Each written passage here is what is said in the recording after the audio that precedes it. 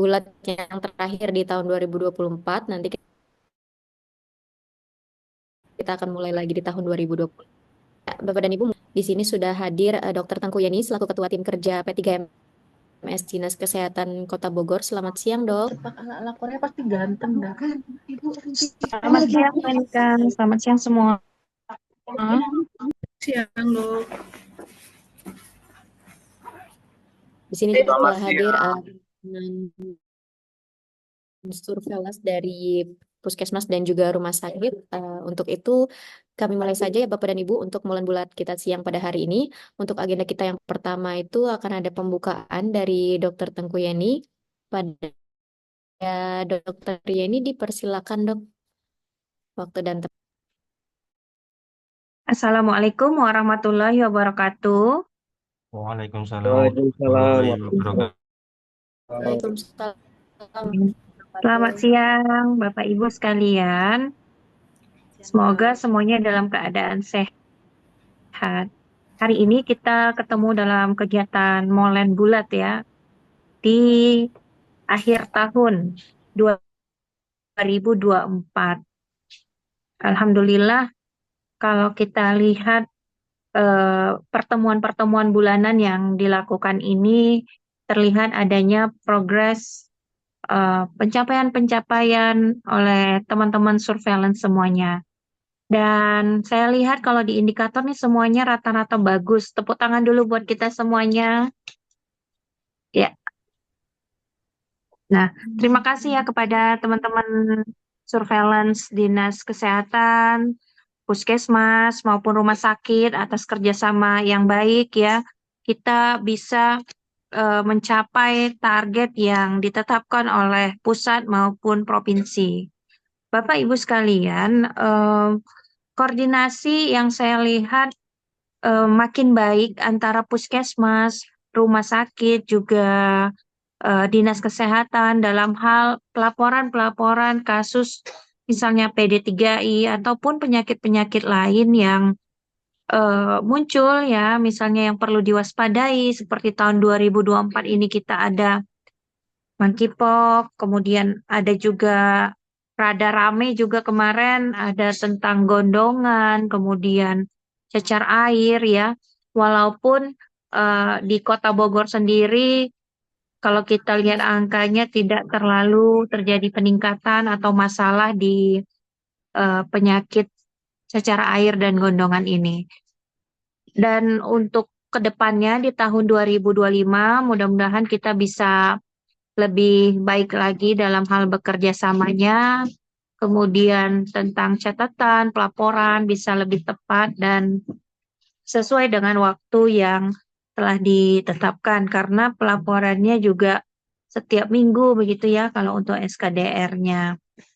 Dan di 2025 juga kita harapkan kualitas kita bisa lebih baik lagi, kemudian PE yang kita lakukan ini bisa lebih lengkap sehingga kita bisa melakukan pencegahan-pencegahan sebelum terjadinya kasus-kasus penyakit yang mungkin bisa terjadi bahkan kemungkinan bisa terjadi KLB. Bapak Ibu, teman-teman surveillance puskesmas dan rumah sakit, saya juga berharap koordinasi dengan berbagai program yang ada di puskesmas maupun di rumah sakit ini bisa terjalin dengan baik juga karena nggak bisa kita pungkiri bahwa kaitan antara surveillance dengan program-program lain sangat erat dalam hal penemuan-penemuan kasus yang mungkin ditemukan di dalam puskesmas ataupun adanya informasi-informasi dari masyarakat, misalnya dari kader, ini juga dapat kita kolaborasikan untuk penemuan kasus-kasus yang tadinya mungkin nggak ditemukan.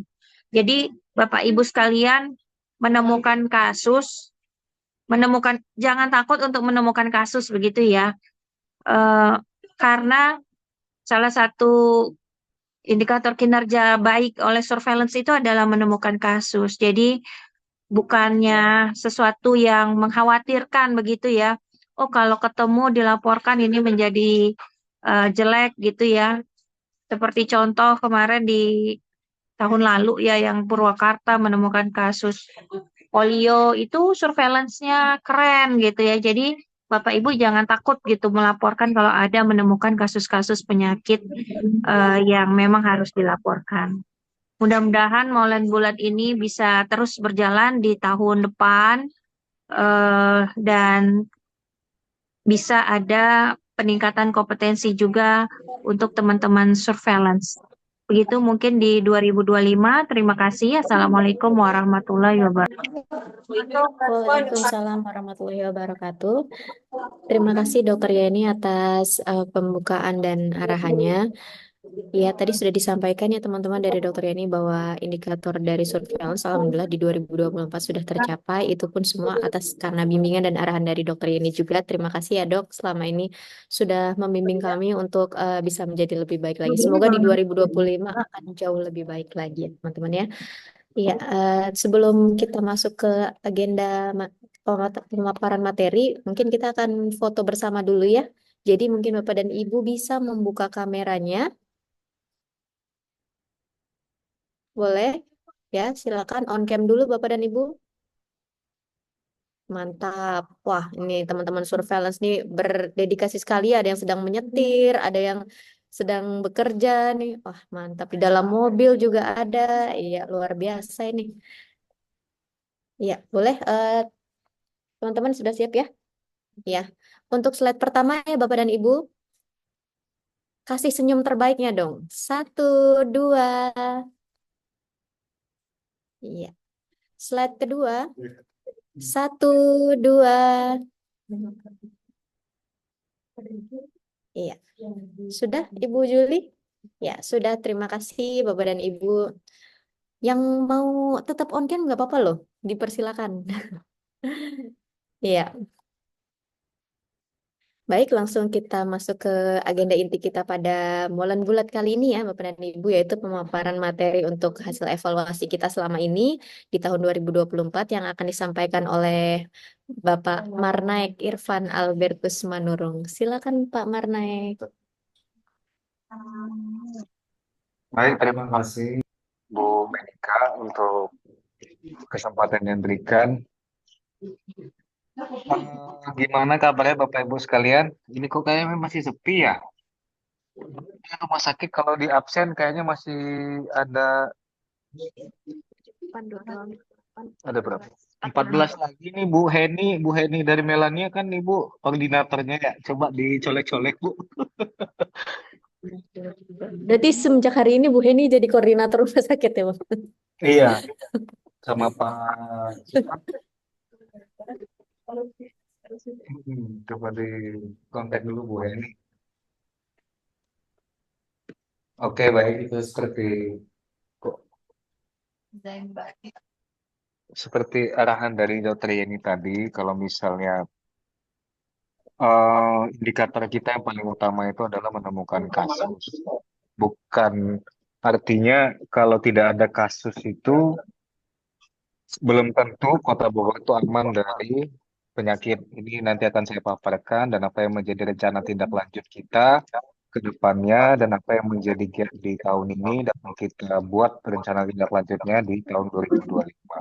Adapun nanti saya harapkan dari kesediaan Bapak Ibu untuk hadir sampai dengan akhir pelaksanaan mulai bulan ini karena ada sesuatu yang spesial, sangat spesial nanti akan ada pengumuman. Nanti mohon kesediaannya untuk selalu standby di Zoom ini sampai dengan selesai.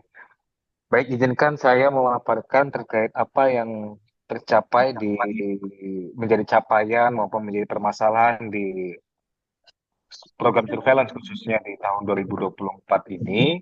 Jadi sebelumnya saya juga mohon maaf kita agak terkendala di beberapa momen untuk monitoring bulanan karena memang ada satu dua hal kegiatan yang dan kemudian kita juga sudah dilaksanakan dalam bentuk pertemuan secara daring.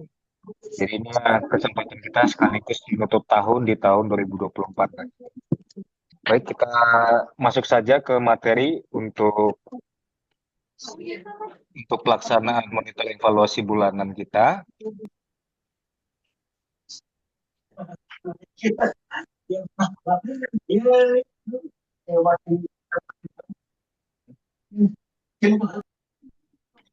Baik, jadi adapun overview atau outline dalam materi pada hari ini adalah untuk indikator kinerja kita tuh kita coba review kembali apa yang menjadi tanggung jawab kita, baik itu tingkat dinas kesehatan, puskesmas maupun rumah sakit.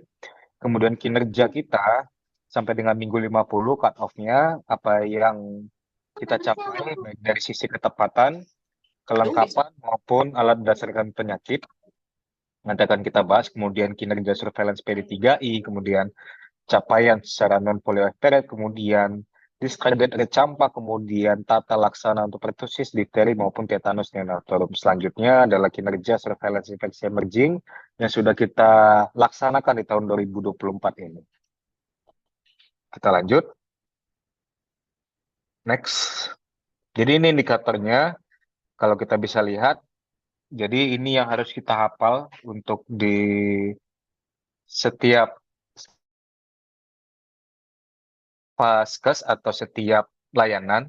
Jadi ketika ditanya berapa targetmu campak, puskesmas sama rumah sakit harus tahu misalnya 2 per vaskes gitu. Jadi secara keseluruhan secara Kota Bogor itu untuk discarded rate campak itu dibebankan ke Kota Bogor ada 2 per 100.000 penduduk. Ketika di breakdown ke angka absolutnya itu sekitar 46 kasus. Nah, rate-nya kita sudah sangat bagus ini di 15,10 per 100.000 penduduk. Nah, ini dia. Saya coba minta reaction-nya dulu. Untuk ngetes ini yang lagi di mobil, coba di reaction dulu. Artinya terima kasih buat teman-teman yang sudah sangat berkontribusi seperti yang Dokter Yeni tadi bilang. Artinya kolaborasi kita jangan sampai terputus karena gambaran penyakit atau gambaran penyakit potensial wabah di Kota Bogor ini garda terdepannya atau kuncinya itu penemuannya ada di Bapak Ibu yang ada di rumah sakit maupun puskesmas. Kita lanjut ke berikutnya yaitu non-polio rate. Di targetnya itu kita dibebankan 3 semenjak banyaknya KLB polio di Indonesia. Tadinya 2 menjadi 3. Artinya kita sudah mencapai 5 kali capaian yang dibebankan atau target yang dibebankan oleh Kementerian Kesehatan. Ini juga sangat baik sekali. Masih ditunggu reaction-nya belum ada ya. Reaction tepuk tangannya.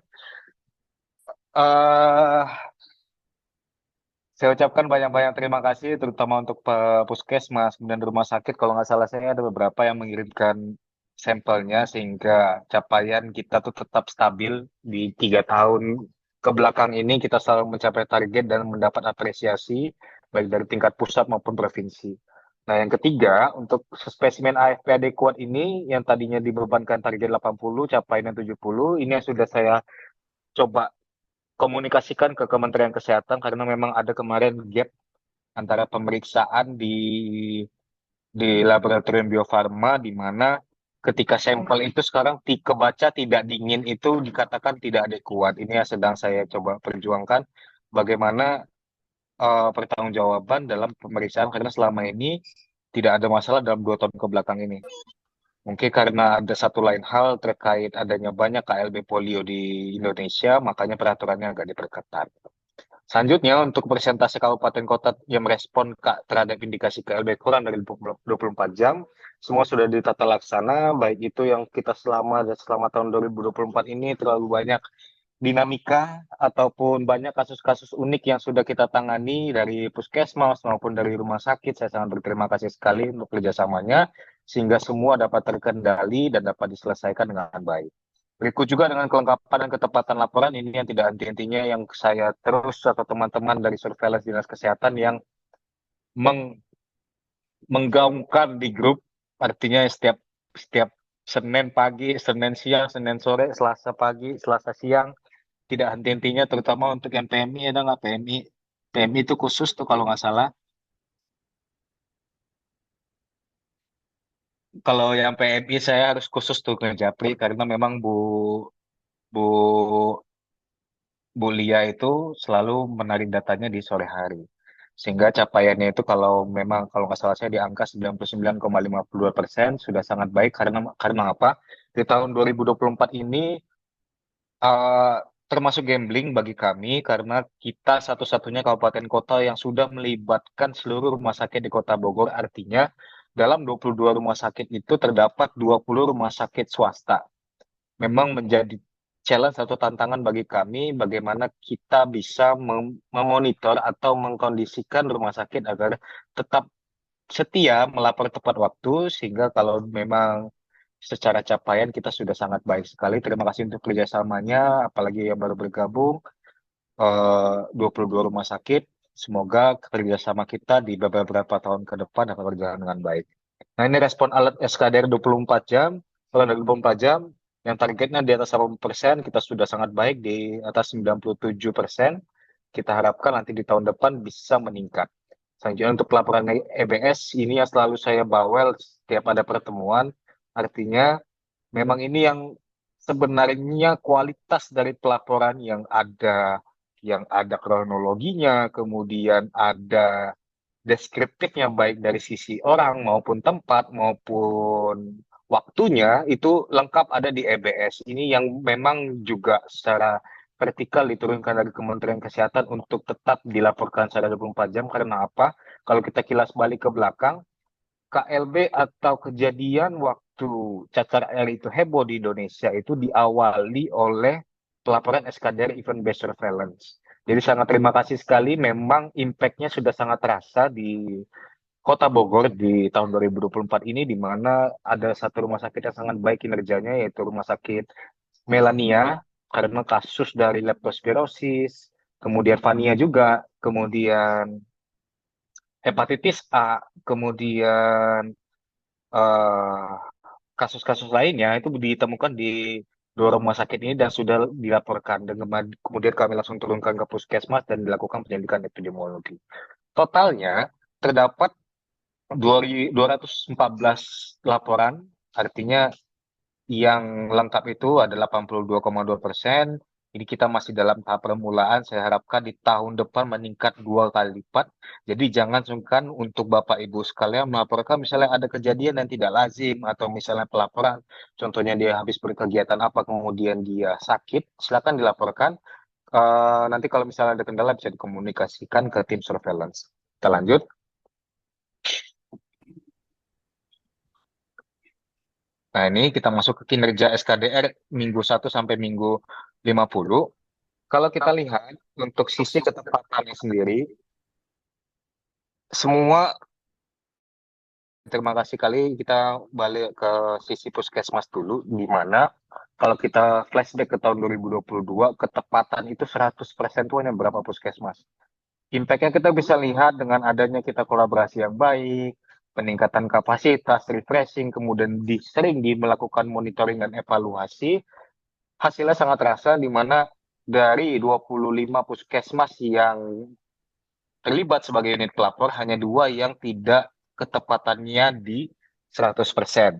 Walaupun memang targetnya dibebankan tuh 90%. Ya, saya harapkan agak diminimalisir miskomunikasi atau mispelaporan tepat waktunya itu sehingga secara keseluruhan capaian itu bisa mewakili Kota Bogor, artinya semua 100%, saya harapkan semua 100% gitu.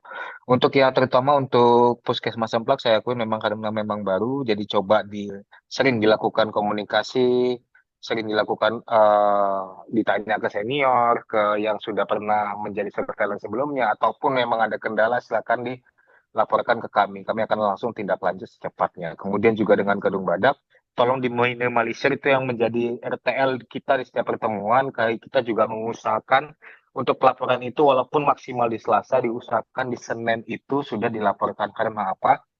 Pelaporan itu merupakan 1 minggu ke belakang. Artinya yang sudah terekap itu sampai dengan hari Minggu, Senin itu diusahakan dilaporkan. Jadi mohon menjadi evaluasi ke depannya untuk unit-unit pelapor yang belum mencapai 100% ketepatannya. Nah, kita balik ke sisi kanan, yaitu rumah sakit yang menjadi unit pelapor ini 22 rumah sakit ini saya sangat hebat sekali. Terima kasih sekali untuk ketepatan, kemudian kelengkapannya, terutama kayak banyak. Saya ingat tuh Rumah Sakit Mayapada tuh pelaporannya paling banyak. Artinya pencatatan dia itu memang disesuaikan dengan DO-DO yang sudah pernah kita lakukan Zoom ataupun yang sudah pernah saya berikan. Artinya memfilternya itu secara keseluruhan. Berikutnya juga kayak contoh RSUD Kota Bogor yang tetap stabil tuh, kalau nggak salah saya diarenya tuh sampai berapa minggu tuh 100 tuh. Jadi kemarin sampai dilakukan tindak lanjut, kemudian yang lain-lainnya juga saya terima kasih sekali. Nah, untuk yang belum tepat waktu, tahun ini masih diampuni. Tahun depan juga, kalaupun memang ada kendala, misalnya memang tidak bisa tepat waktu dalam melaporkan, silakan dikoordinasikan ke kami, dikomunikasikan, kita coba usahakan bagaimana pelaporan itu bisa tepat. Saya yakin Bapak Ibu semua dari rumah sakit ingin melaporkan secara tepat waktu, namun secara satu lain hal kendala yang tidak bisa kita kita kendalikan, makanya ada pelaporan-pelaporan yang miss ketepatan pelaporannya. Jadi kita sepakat di tahun depan kita usahakan kelengkapan dan ketepatan itu persentasenya sama. Bukan begitu? Nggak ada respon nih. Oke, kita lanjut. Nah, ini untuk IBS-nya, berikut juga yang untuk indikator alatnya. Ini mendapatkan apresiasi juga dari Kementerian Kesehatan di mana semua pelaporan itu sudah sangat baik sekali. Artinya setiap unit pelapor itu memiliki alat, apalagi setiap minggu ada alatnya, kayak contohnya Bogor Utara, kemudian yang sering itu eh kalau nggak salah saya itu kayak Kayu Manis, yang pelaporan-pelaporannya itu sangat baik sekali. Dia coba selalu saya bilang itu di umpan balik yang selalu saya berikan, artinya coba difilter kembali karena kita itu berbasis sindrom. Jadi sindrom itu bisa mencakup beberapa penyakit. Silakan dilakukan pencatatan secara baik sehingga alat yang direspon itu nanti akan muncul, kemudian dilakukan verifikasi dikurang dari 24 jam. Ini menjadi perhatian juga dari Kementerian Kesehatan karena apa? Ini untuk mengukur sensitivitas dalam pelaporan apakah pelaporannya itu berkualitas atau tidak. Jadi saya secara keseluruhan sudah terima kasih sekali, terutama untuk yang pelaporan alatnya itu sudah di atas 50, artinya dalam 1 minggu itu dia selalu ada alatnya. Ini jadi perhatian juga untuk yang unit pelapor atau puskesmas yang di bawah 10 alatnya, coba dilakukan pencatatan yang baik. Eh, apakah memang betul ataupun ada miss, nanti bisa kita lakukan evaluasi dan kita lakukan rencana tindak lanjut. Nah, kita balik ke sisi kanan untuk rumah sakit. Sejauh ini sudah sangat baik, apalagi coba kita bandingkan antara kiri ke kanan. Respon 24 jamnya itu kalau diperhatikan lebih baik daripada puskesmas. Artinya, saya lihat rumah sakit ini sudah ikhlas sekali ikut kontribusi dalam pelaksanaan SKDR ini ya. Artinya memang dari hati gitu. Memang sudah ketika lapor langsung dilakukan verifikasi. Artinya tidak ada lagi PR yang harus dikerjakan. Berarti memang sudah sangat baik sekali rumah sakit. Saya berterima kasih sekali, apalagi keterlibatan unsur swasta di dalam pelaksanaan pelaporan ini. Saya harapkan kerjasama kita di tahun depan juga berjalan baik. Terutama untuk yang RS Bayangkara tingkat 4, saya sudah memang kalau dari sisi eh, rumah sakitnya memang kunjungan sedikit ya Pak Budi ya. Cuman coba diharapkan kembali, coba dicek apakah memang betul dalam 1 tahun itu tidak ada orang yang misalnya gejala campak, kemudian gejala DBD, atau yang penyakit-penyakit potensial wabah lainnya. Silakan dimasukkan karena ini menjadi PR juga, jadi pertanyaan juga di tingkat Kementerian Kesehatan apa yang menjadi kendala kenapa di rumah sakit ini tidak memiliki alat dalam 1 tahun.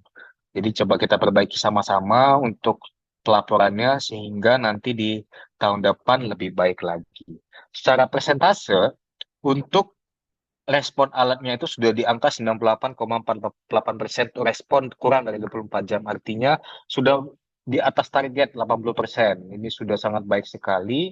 Memang ketika di ranking di tingkat nasional kita juga cukup baik sekali, dengan harapan ini tetap dipertahankan dan tidak karena sistem dari surveillance ini kan continue ya, tetap berjalan. Artinya kalau dibilang dokter Yani itu sebagai teropong, jadi teropong itu tidak bisa berhenti seperti CCTV terus memonitor apa yang menjadi kegiatan di wilayah tersebut, apakah yang menjadi permasalahan kesehatan, dan itu yang ditangkap dan itu yang dilaporkan. Baik, kita lanjut. Nah, ini untuk yang EBS. Nah, ini yang EBS sudah sangat baik sekali. Artinya dari tahun lalu ke tahun sekarang perbedaannya sangat terasa sekali. Karena apa? Memang dari tim surveillance tingkat dinas kesehatan memang ada perbantuan tenaga kesehatan, tenaga surveillance. Kemarin ada tambahan ke 3K sehingga cukup baik dalam memonitor EBS. Kita coba edukasi ke Vaskes bagaimana cara untuk melaporkannya. Kemudian tanpa diarahkan pun rata-rata puskesmas sudah melaporkan. Kayak contohnya Mulia Harja itu, Mulia Harja ya cukup rajin sekali dalam melaporkan. Kemudian Cipaku, kemudian Bogor Tengah, semua hampir rata-rata semua begitulah. Jadi harapannya teman-teman di tahun depan tetap berjalan dengan baik. Laporkan saja, terutama untuk yang PD3I, silakan dilaporkan menjadi bahan untuk pelaporan. Contohnya kayak ditemukan 3 kasus suspek campak, silakan laporkan, nggak apa-apa. Karena kalau di EBS ini tidak ada yang salah pelaporannya. Nanti bisa diverifikasi apakah rumornya itu memang ada kejadiannya atau hanya sekedar rumor. Itu nggak apa-apa, dilaporkan saja. Jadi memang kalau secara kita lihat EBS ini fungsinya untuk menampung penyakit-penyakit yang tidak bisa diakomodir di indikator based surveillance. Contohnya kayak keracunan makanan, kemudian monkeypox, kemudian kemarin itu legio, kemudian hepatitis A, kemudian yang satu lagi itu varicella sama gondongan. Itu semua dapat kita laporkan di sini, termasuk di luar dari penyakit itu juga kita bisa laporkan. Silakan. Dan kemarin sudah cukup baik sekali karena dari pelaporan EBS ini bisa juga ketangkep yang seharusnya kalau misalnya surveillance tidak berjalan dengan baik itu tidak dapat ditangani dengan baik. Contohnya kemarin hepatitis A, kemudian leptospirosis, itu ketangkapnya semua dari event based surveillance. Jadi sangat terima kasih sekali, harapannya di tahun depan kita dapat tingkatkan pelaporan event based surveillance ini. Karena apa? Indikator sebenarnya dari surveillance itu ketika laporan itu datang, kita dapat menindaklanjutinya kurang dari 24 jam. Jadi secara simulasi berjenjang, misalnya dapat dari rumah sakit melaporkan itu ke dinas kurang dari 24 jam, dinas kesehatan itu menindaklanjuti laporan dari rumah sakit maupun puskesmas itu kurang dari 24 jam. Jadi seenggaknya indikator kita itu bisa kita wahi dalam pelaksanaan event based surveillance. Lanjut. Terima kasih. Belum terima kasih, jangan tepuk tangan dulu. Kita ya jangan live dulu ya karena ada sesuatu yang Nah, setelah dari kinerja SKDR yang sudah sangat baik kita laksanakan sampai dengan minggu 50, artinya jangan jangan lupa tetap dilaporkan untuk minggu 51. Ini saya lihat tadi memang dalam beberapa minggu ini ada kendala dalam pelaporan SKDR di tahun 2024 ini secara tingkat nasional. Harapannya di 51 ini diusahakan habis saya cakap-cakap ini langsung dilaporkan. Jadi besok kita tinggal memonitor yang memang belum sempat di hari ini. Lanjut kita ke surveillance PD3I. Untuk yang AFP, mohon maaf untuk saya breakdown ke hanya berdasarkan puskesmas karena apa? Rumah sakit secara total saya akuin belum berkontribusi total dalam pelaksanaan surveillance akut flaccid paralisis ini yang menjadi pintu gerbang untuk mengetahui adanya polio atau tidak di kota Bogor ini. Karena hanya beberapa rumah sakit yang berkontribusi, ini menjadi PR saya juga ke depannya bagaimana untuk memotivasi Bapak Ibu di rumah sakit dalam pelaksanaan surveillance AFP. Karena apa? Saya tahu gapnya. Bapak Ibu merupakan hampir 95% itu merupakan pegawai yang berkompetensi sebagai medical record. Artinya pelaporan pasif yang tidak bisa ditemukan langsung, dan ini sebenarnya bagaimana kita mentreatment klinisi yang ada di di layanan atau di poli untuk segera melaporkan sehingga itu bisa lakukan tata laksana di rumah sakit maupun jika pulang itu bisa dilakukan di wilayah yang dalam hal ini ditindaklanjut oleh puskesmas. Jadi tahun depan saya udah 2 tahun kalau nggak salah ngomong-ngomong ini aja tentang AFP rumah sakit. Coba dilakukan koordinasi internal dulu. Kalau misalnya pun ada keraguan dalam melakukan diagnosa apakah ini masuk ke AFP atau tidak, silakan koordinasi ke kami sehingga kita bisa lakukan tindak lanjut ke depannya. Jadi mohon izin untuk yang puskesmas secara keseluruhan capaian ini sudah mencapai target semua dari 25 puskesmas, walaupun kalau nggak salah saya ada beberapa puskesmas yang dapat bonus dari rumah sakit, yang merasa aja.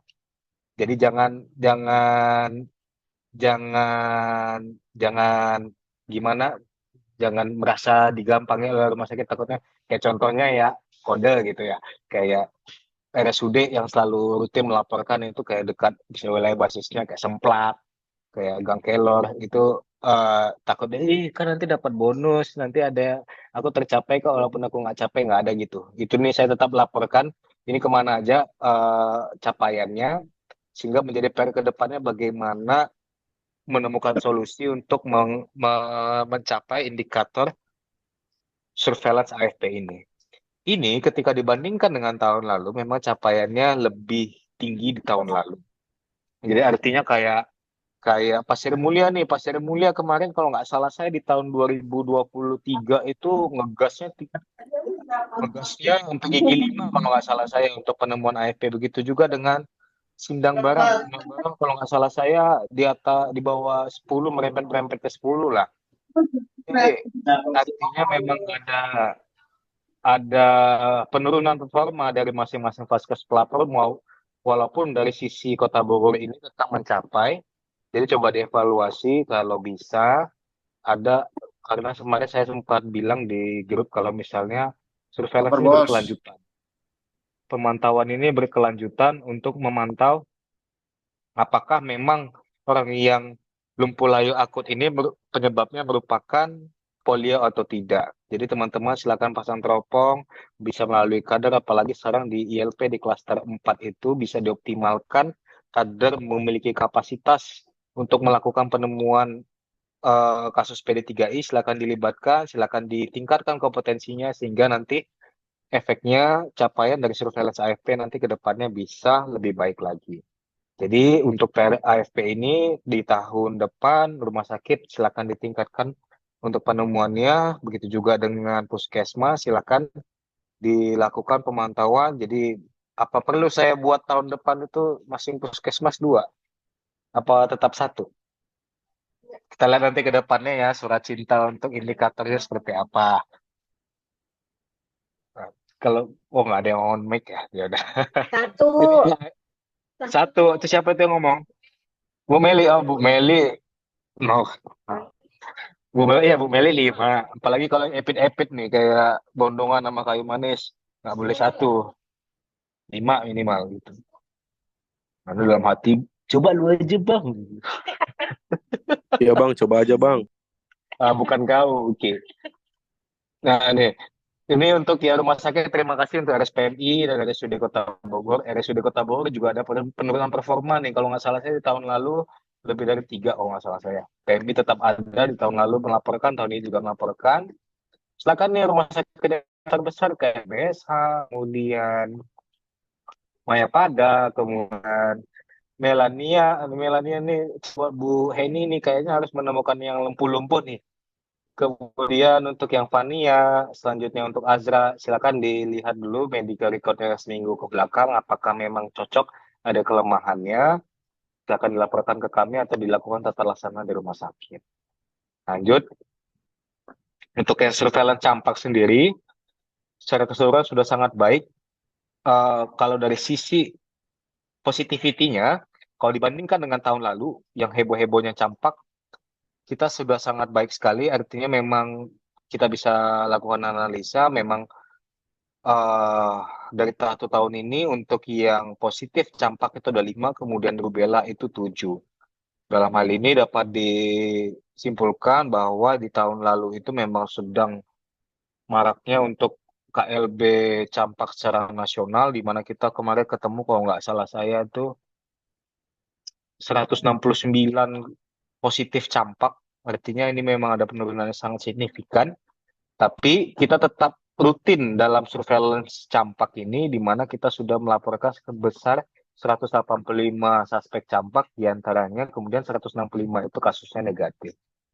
Jadi secara keseluruhan untuk discarded rate-nya itu sudah di atas 700%, 14,65 per 100.000 penduduk. rumah sakit saya lihat sudah banyak terlibat, yang tahun-tahun lalu juga yang terlibat kayak Hermina, kemudian Umi, kemudian RSUD Kota Bogor. Ini saya lihat lo Juliana yang tahun lalu yang sangat senang sekali datang ke sini untuk ngirim campak. Ini kemana nih Bu? Coba jangan jangan dicampakkan campaknya Bu, dicampakkan ke Lapkesda aja, dititip ke kami ya. Enggak bercanda. Jadi tahun depan rumah sakit tetap ya menjadi PR untuk yang PD3I, menjadi menjadi challenge juga untuk semua rumah sakit bagaimana untuk melaporkan kasus PD3I, karena saya lihat rumah sakit ini sangat senang melaporkan pertusis dan difteri ya. Kalau untuk campak sama FP kayaknya lupa ingatan. Kalau difteri sama pertusis tuh wah semangat, laporkan sampai di foto tenggorokan yang putih-putih itu kan. Kemudian apalagi kalau ngambil sampel tuh kayak Umi, kalau nggak ngambil sampel pegal-pegal ya. Itu menjadi challenge juga, jangan untuk surveillance campak kemudian surveillance AFP. Semoga kedepannya lebih baik lagi gitu. Lanjut. Agak haus. Untuk yang pertusis, nah ini yang menjadi PR kita di tahun ini memang menjadi situasi nasional juga, di mana memang yang kalau tahun lalu tuh campak, sekarang pertusis. Ini yang menjadi gambaran, artinya kita sudah ketemu 40 suspek pertusis, di mana di antaranya itu 15 positif. Ditambah nanti ada surat cinta, saya akan memberikan yang terbaru, sudah diupdate. Ini sudah diupdate, nanti ada, tadi ada saya lihat tuh puskesmas yang lemas karena di satu wilayah kerjanya ada 3 yang positif. Nanti ini kami akan berlakukan teknis bagaimana alur yang harus dilakukan teman-teman ketika ditemukan kasus suspek pertusis. Saya terima kasih kepada yang sudah terlibat di awal, kayak contohnya Pancasan, Bogor Utara, kemudian Parandi, Gang Kelor, habis itu Cipaku, Bu Dede, Sindang Barang, Bu Fitria, habis itu lagi, siapa lagi? Ya, itulah pokoknya. Nah, ini menjadi perhatian juga di kita, karena kita merupakan kota yang dikepung oleh kabupaten, dapat tergambarkan bahwa ada sekitar 19 kasus suspek di kabupaten yang ditemukan oleh rumah sakit. Ketika itu ditemukan, hampir 100% itu positif. Jadi ini menjadi perhatian kita di lintas batas, kayak contohnya yang rawan-rawan di daerah barat, kayak Pasir Mulia, kemudian Sindang Barang, kemudian kayak Bogor Selatan, itu yang berbatasan, itu yang menjadi perhatian di kami. Nanti kami akan membuat analisa, nanti dibantu juga sama teman-teman magang FETP di sini, untuk memastikan bahwa ini menjadi perhatian kita di tingkat wilayah kerja kita masing-masing, apakah ada kasus ini berpotensi untuk menularkan atau tidak. Jadi silakan nanti dilakukan analisa, teman-teman sudah saya bekali untuk pemetaan. Silakan ini bisa dibawa ke tingkat lintas sektor setempat agar ini menjadi perhatian juga ketika ditemukan, dilakukan imunisasi kejar dan bisa dapat tercapai untuk imunisasi kejarnya. Untuk difteri sendiri ini memang menjadi dilema juga, di mana kalau dari Kementerian Kesehatan sendiri, ketika kasus difteri itu hasilnya negatif laboratorium, tapi dari sisi klinis itu memenuhi karena dia masuk suspek, itu terhitung kasus positif difteri, kasus klinis difteri. Ini menjadi perhatian ke teman-teman juga, jangan-jangan ini klinis negatif difterinya ini karena sudah masuk antibiotik dulu apa tidak. Jadi jangan senang, kita difteri itu hasilnya belum ketemu positif. Karena apa? Satu, antigen vaksin untuk yang penyakit ini itu satu antigen mencakup 3, yaitu DPT, difteri, pertusis, dan tetanus. Jadi coba dibuat kajian, kita kolaborasi dengan pihak PP imunisasi di wilayah teman-teman untuk dilakukan kajian. Ketika memang capaiannya itu rendah atau wilayah sekitarnya itu rendah, itu menjadi kewaspadaan di wilayah masing-masing. Nah, ini untuk tetanus neonatorium. Eh, syukur kita di tahun ini belum ketemu lagi dibandingkan tahun lalu yang heboh. Jangan bilang tidak. Belum ada ditemukan di tahun 2024. Oke, kalau kita bandingkan di tahun 2023 ini menjadi prestasi di kita. Tapi jangan jangan kendorkan atau jangan dianggap kalau ini memang menjadi gambaran gambaran nyata kita. Ap- Bisa jadi ini belum terangkum semua karena apa? Masih banyak paraji-paraji yang di sekitar Kota Bogor. Coba tolong didata, coba tolong kerjasama dengan bagian-bagian Kesga untuk mendata. Itu menjadi kewaspadaan kita untuk mengantisipasi adanya tetanus neonatorium ke depannya. Lanjut. Nah, ini untuk kinerja pelaporan SARS sejauh ini sudah cukup aman. Saya ampuni untuk yang masih di bawah 80%. Nanti coba karena saya tahu untuk kendala dalam SARS ini adalah ketika memang tidak ada pelaporan, ngapain kita laporkan gitu. Tapi kalau dalam pelaporan surveillance itu ada namanya zero report. Artinya itu memang membuktikan bahwa dalam 1 minggu itu memang tidak ada kasus yang dilaporkan untuk terkait penyakit PD3. Nah, ini kita masuk ke kinerja surveillance infeksi emerging. Kalau kita lihat untuk monkeypox, notifikasi yang masuk 9, yang menjadi suspek itu 3. Jadi sekitar bulan 5 sampai dengan bulan 10 itu, oh, oh ya, dari bulan 5 lah yang kasus yang RSUD itu sampai dengan bulan 9 itu saya menjadi kayak call centernya monkeypox teman-teman saya juga.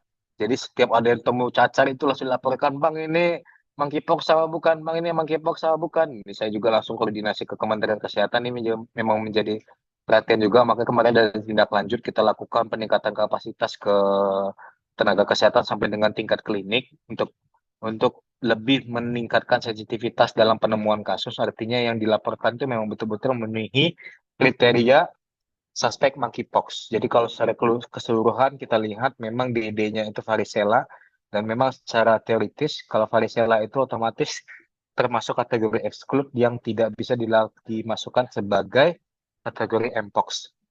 Lanjut.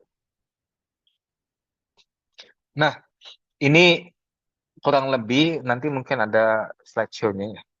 Ini yang kurang lebih sudah kita lakukan selama 1 tahun ini. Terima kasih untuk kontribusi teman-teman untuk memberikan semangatnya, totalitasnya. Apalagi kalau nggak salah saya yang paling capek itu di tahun ini ya. Saya rasa ya, Bu Dede Cipaku, ada Bu Dede Cipaku? Hadir. Ini dia di panutan kita dari awal masuk si tikus, kemudian tengah tahun keracunan makanan, kemudian itu di bulan 11 ya Bu ya, pertusis. Itu kurang mantap apa coba Cipaku ini. Kayaknya bisa jadi best practice nih Bu buat teman-teman. Bagaimana untuk menjadi orang sabar gitu. Jadi terima kasih sudah sampai malam, sampai buat posko KLB, sampai didatangi polisi, kemudian sampai datangin wartawan, sampai juga menindaklanjuti klinis pasiennya. Ini yang bisa menjadi gambaran juga di teman-teman bagaimana nanti ke depannya, puskesmas gue nanti kayak gini nggak ya? Belajar kesabaran dan ketabahannya oleh Bu Dede. Begitu juga dengan yang monkeypox kemarin juga, ini juga menjadi kasus unik juga yang sampai menjadi perhatian tingkat nasional. Karena apa? Ada kejadian unik yang memang beda dengan kasus monkeypox sebelumnya atau yang lain-lainnya, karena memang ini merupakan kasus yang butuh antivirus lebih, antivirus yang khusus kami jemput ke RSPI untuk menekan virus mpox-nya. Nah, ini yang hepatitis A. Oh ya, selain Cipaku ada juga Mulia Harja ya, yang sudah capek juga. Mana itu Bu Fiska monitor? Yang cikungunya lah, yang hepatitis A lah. Apa lagi? Keracunan makanan sempat juga ya tahun ini ya, kalau nggak salah saya ya. Efek. keluarga aja sih itu keracunan makanan keluarga. Ya, itu yang coba belajar ketabahan dari dua puskesmas ini sampai saya juga ketika memang dari tingkat atas butuh laporan saya kejar-kejar itu sampai sampai sampai Bu Fiskanya bosan deh. Besti laporan cuma aman, aman gitu ya. Hah? Ya. Kemudian untuk yang mana fotonya tadi? Ini hepatitis A ini kemarin juga cukup heboh sekali karena ini yang menjadi gambaran sebenarnya surveillance yang baik itu seperti apa, karena laporan dari Vaskes itu langsung ditindaklanjut oleh Puskesmas, Puskesmas melakukan PE, dilakukan tindak lanjut sehingga bisa dikendalikan. Berikut juga kayak kemarin eh, cukup heboh kayak Mekarwangi, kemudian Pasir Mulia terkait itu monkeypox maupun varicella atau maupun kayak Kedung Badak kemarin verifikasi itu ya yang kasus yang sekeluarga yang tukang mie ayam itu yang cacar air dikira monkeypox itu yang menjadi teman-teman sudah sangat baik sekali kinerjanya ketika saya WA tuh kayak Bu Heni bilang kalau udah aku telepon tuh berarti ada apa-apanya itu Bu Heni Botin.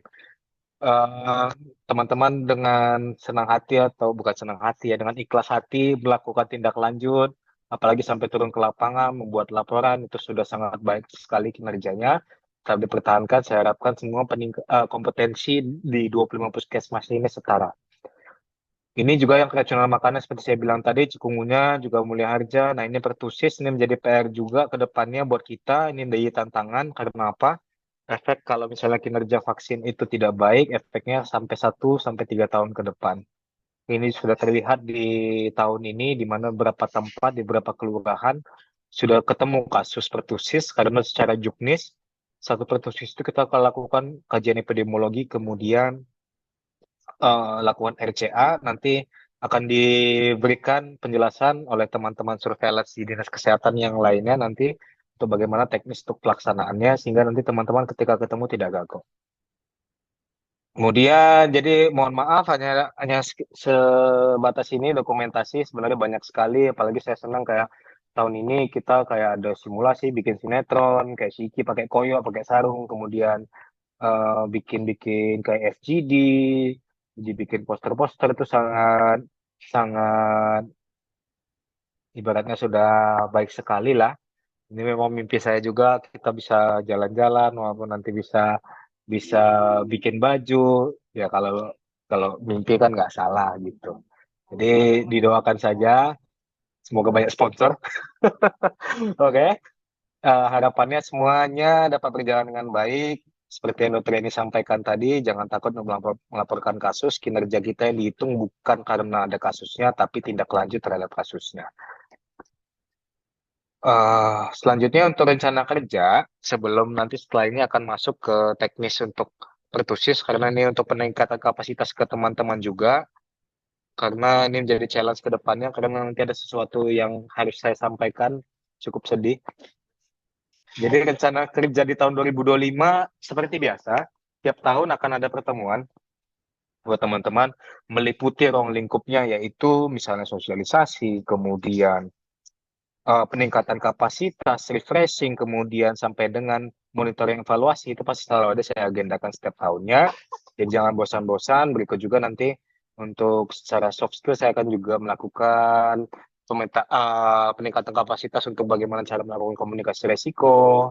Nanti teman-teman akan saya berikan narasumber terbaik sehingga kapasitas teman-teman apalagi menghadapi ILP di klaster 4 ini dapat berjalan dengan baik. Nah, ini menjadi rencana kerjanya yaitu analisa mingguan untuk melihat tren penyakit di setiap puskesmas. Ini bisa juga kita sangkut pautkan dengan self assessment yang sedang digalakkan oleh Dinas Kesehatan di masing-masing TPCB.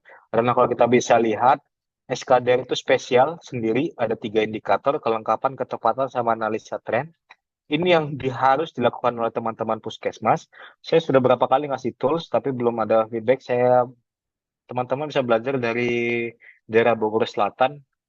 Itu ketika saya coba ikut dalam pelaksanaan Lok 3 di Kelurahan Rangga Mekar, ternyata diam-diam itu daerah sudah sangat baik sekali dari Bogor Selatan itu membuat analisa sampai dengan tingkat pemetaan kemudian juga dengan grafik sehingga itu menjadi visual yang bagus dibaca oleh lintas sektor terkait sehingga itu bisa dilakukan rencana tindak lanjut ke depannya.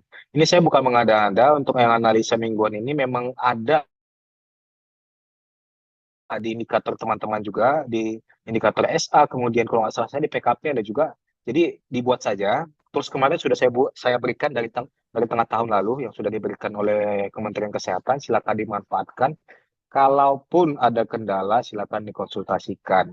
Kami segera mungkin memberikan solusi yang terbaik bagaimana agar semua puskesmas ini rata nih kompetensinya gitu.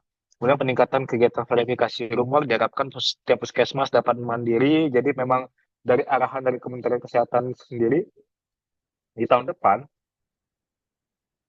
akan digalakkan untuk yang WA itu ditiadakan.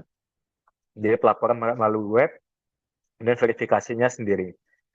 Jadi ini sudah dilakukan oleh teman-teman rumah sakit dan kita bisa lihat capaiannya cukup baik, lebih baik daripada puskesmas dari sisi verifikasi rumor. Kemudian kolaborasi dengan imunisasi ketika ditemukan kasus positif PD3I, terutama dengan DO, dia itu satu kasus itu termasuk masuk dalam KLB yaitu pertusis maupun difteri. Yang diantaranya kajian epidemiologi, RCA, kemudian ORI. Nah, ini yang perlu kolaborasi dengan PP Imunisasi. Anak-anak kita di penyajian penyusunan kajian epidemiologi, jangan langsung apalagi nih. Ini sudah ada toolsnya. Jadi ini untuk membantu secara fakta kalau misalnya di tempat kita itu memang ada gapnya nih, ada permasalahan nih. Jadi yang sudah melakukan ada beberapa puskesmas di atas udah 5 lebih ya yang melakukan ini ya.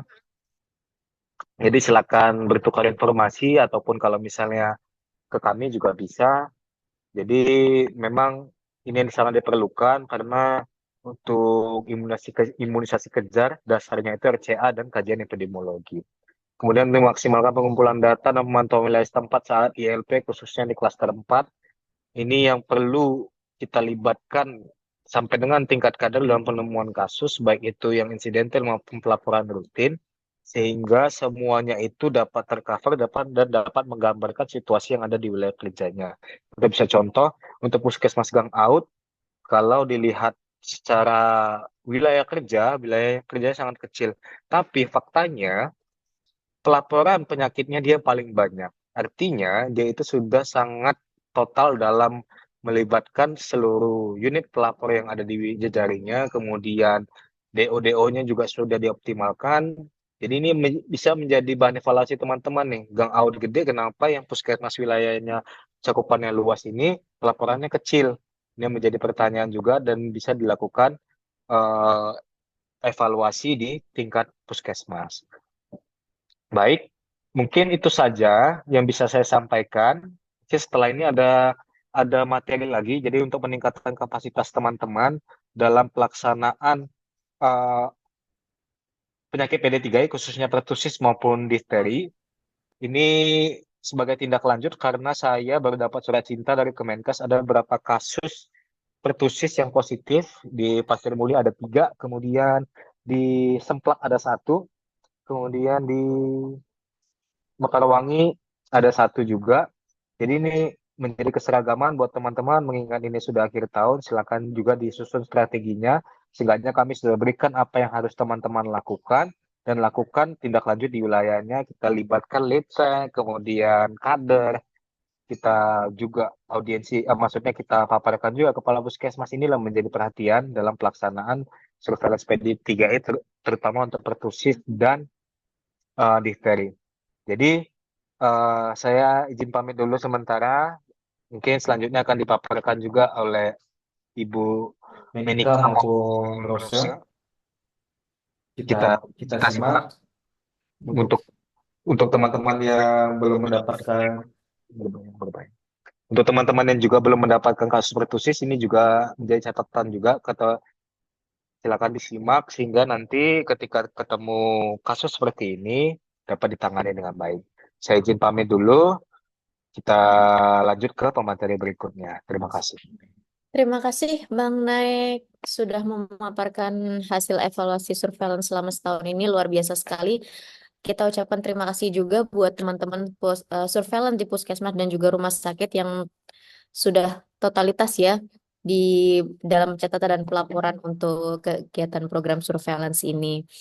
Baik, tadi sudah di-spill oleh Bang Naik ya untuk kasus pertusis yang baru saja ada hasilnya.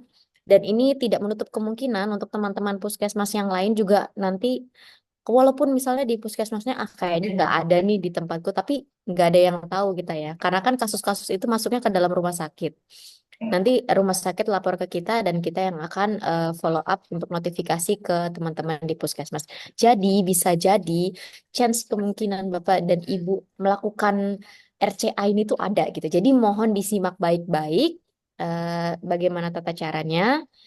Sebenarnya kalau misalnya sudah paham itu mudah ya. Jadi boleh saya share dulu ya Bapak dan Ibu ya. Jadi pada dasarnya untuk kasus pertusis ini, kalau misalnya sesuai standar tata laksananya itu adalah dilakukan RCA ya, atau survei cepat komunitas seperti itu. Nah, untuk sebelum sampai ke RCA, Bapak dan Ibu itu melakukan kajian epidemiologi untuk menentukan batas-batas wilayah mana yang harus dilakukan respon seperti itu. Nah, contohnya ini. Nanti spreadsheet ini atau Excel ini nanti akan kami sampaikan ke Bapak dan Ibu semuanya. Jadi yang pertama akan nanti dilakukan adalah mengisi kajian epidemiologi penentuan luas wilayah geografis pelaksanaan imunisasi kejar pertusis. Jadi seperti Bapak tahu kalau Bapak Ibu tahu kalau misalnya kayak polio kemarin kan itu ada supin ya. Itu kan salah satu bentuk respon ketika ada KLB polio. Nah, sebenarnya KLB pertusis pun ada responnya itu namanya ORI juga, outbreak response immunization, tapi ORI-nya itu dalam bentuk seperti ini, imunisasi kejar seperti itu. Jadi kenapa dilakukan pengisian tools ini? Nah, baik sekarang boleh dilihat di sini ada kolom nomor. Kemudian ada nama puskesmas. Di sini kalau misalnya satu puskesmas, Bapak dan Ibu, ini masuknya nama kecamatan ya. Jadi ini kalau misalnya Kota Bogor, ini jadi nama puskesmas. Tapi kalau misalnya hanya ada puskesmas di tempat Bapak Ibu, berarti ini adalah nama kecamatan. Kemudian ada sedang terjadi KLB pertusis, ya atau tidak, dan selanjutnya. Mungkin saya akan jelaskan satu-satu ya. Di sini nanti nama kecamatan ya. Contoh misalnya untuk wilayah Puskesmas Tanah Sareal misalnya, contoh kalau ada 3 kecamatan seperti itu ada Mawar, Kenanga, dan juga Dahlia. Silakan dituliskan di bagian sini nama kecamatan ya. Kemudian di sampingnya, nah ini yang menjadi tempat KLB-nya ini di kecamatan mana? Misalnya di Kecamatan Mawar, berarti kita tuliskan Y. Berarti sedang terjadi KLB. Nah, di kecamatan lainnya kita tuliskan T, atau itu artinya tidak ya. Jadi kita tuliskan Y untuk kecamatan yang sedang ada kasusnya. Kemudian yang kedua ini, nah ini juga salah satu yang penting Bapak dan Ibu, yaitu adanya mobilitas penduduk dari dan wilayah KLB. Misal kayak Tansa ya ini, kan itu kan deket-deket ya kecamatannya satu sama lain. Memungkinkan nggak orang-orang dari Kecamatan Mawar itu akan bermobilisasi atau berpindah ke Kecamatan Kenanga atau Dahlia? Misalnya di Kecamatan Kenanga ini banyak mall atau banyak sekolah atau ada pasar yang memungkinkan orang-orang yang dari Kecamatan Mawar dan juga Kecamatan Dahlia itu bisa datang ke Kecamatan Kenanga seperti itu. Atau misalnya yang ini yang jadi KLB ini kan Mawar ya. Apakah orang-orang yang di Kecamatan Kenanga dan juga Kecamatan Dahlia ini dia bisa bepergian ke Kecamatan Mawar seperti itu? Kalau misalnya tidak, misal contohnya kayak ada beberapa tempat ya di Kota Bogor yang memang kecamatan ini tuh terisolasi gitu. Jadi dia dibatasi oleh sungai atau jalan yang cukup jauh atau harus memutar kalau misalnya ke pusat kotanya seperti itu. Nah, itu berarti kecamatan itu Begitu. tidak bermobilisasi ke kecamatan lainnya seperti itu. Nah, contohnya misalnya di Kecamatan Kenanga dan juga Kecamatan Dahlia ini, dia memang ada bisa kemungkinan untuk orang-orangnya bermobilisasi ke Kecamatan Mawar. Sehingga dituliskan Y atau ya. Begitu. Saya nggak kecepatan ya Bapak Ibu ya. Oke. Selanjutnya, nah ini adalah untuk data-data imunisasi. Kalau teman-teman surveillance yang mengisi, itu tidak mungkin sebenarnya, karena data-data program imunisasi ini dipegang oleh teman-teman imunisasi. Maka dari itu, kenapa tadi ada em, sudah dijelaskan Bang Maek bahwa teman-teman surveillance nanti akan bekerja sama dengan teman-teman program imunisasi di puskesmasnya masing-masing. Jadi yang harus diisi adalah data-data program imunisasi DPT-HB atau HIB yang ketiga, yang keempat, dan juga imunisasi tambahan untuk DPT. Seperti itu. Nah, ini jumlah tahun arsip data yang tersedia itu 3 sampai dengan 5 tahun terakhir. Jadi boleh kalau misalnya datanya cuma ada 3 tahun, ya pakai yang 3 tahun itu. Kalau datanya ada 5 tahun, jauh lebih baik. Tapi minimal 3 tahun. Ya. Jadi kita tuliskan nih, kalau misalnya Bapak Ibu cuma punya datanya itu ada 3 tahun, dituliskan di sini 3 tahun. Atau di sini ada 4 tahun, tuliskan 4. Kalau misalnya ada 5 tahun, tuliskan 5. Seperti itu. Nah, jumlah cakupan imunisasinya ini digabung. Jadi misalnya tahun 2020 ada 70%, kemudian di 2021 ada 50%, dan di 2023 ada 100%, itu nanti digabungin. 100 tambah 70 tambah 50. Seperti itu. Jadi angka 310, angka 315, dan juga angka 280 ini merupakan penjumlahan dari tahun jumlah cakupan yang tadi di sini, di arsip yang tersedia. Kalau tadi Bapak Ibu ada arsipnya 4 tahun, berarti ini adalah jumlah cakupan imunisasi yang telah digabungkan dari tahun 2019, 2020, 2021, 2022 misalnya seperti itu. Ya. Dan ini nanti rata-ratanya akan otomatis muncul sendiri ya Bapak dan Ibu ya. Begitupun sama dengan yang ini di DPT HB4 dan juga imunisasi tambahan. Nanti rata-ratanya akan muncul sendiri. Nah, dari hasil yang sudah kita tuliskan tadi, bisa ditarik kesimpulan. Untuk kesimpulannya hanya ada 2 sebenarnya. Antara imunisasi kejar atau tidak imunisasi kejar. Kalau kita lihat di sini, ternyata setelah dimasukkan oleh data-data ini, yang imunisasi kejar adalah hanya Kecamatan Mawar dan juga Kecamatan Kenanga. Sedangkan Kecamatan Dahlia tidak dilakukan imunisasi kejar.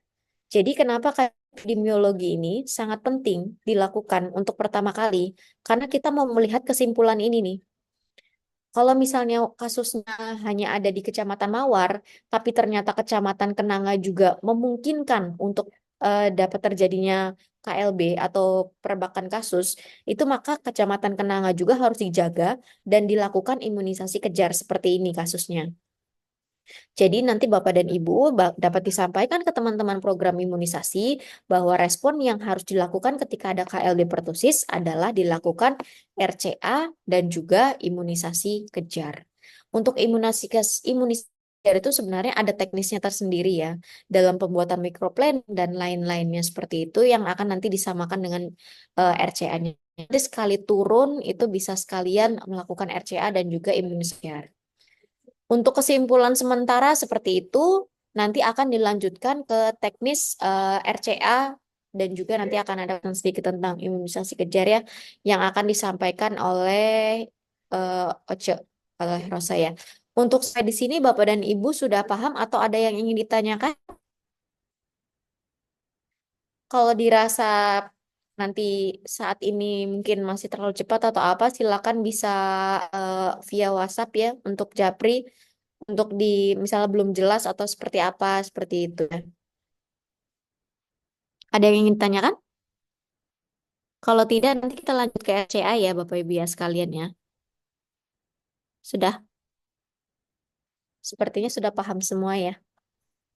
Boleh dilanjut oleh Oce? Ya, baik kalau begitu. Suara saya terdengar dengan jelas, Bapak Ibu, mohon maaf. Terdengar. Oke, terdengarnya jelas. Baik kalau begitu. Eh, saya izin melanjutkan untuk Bapak Ibu sekalian.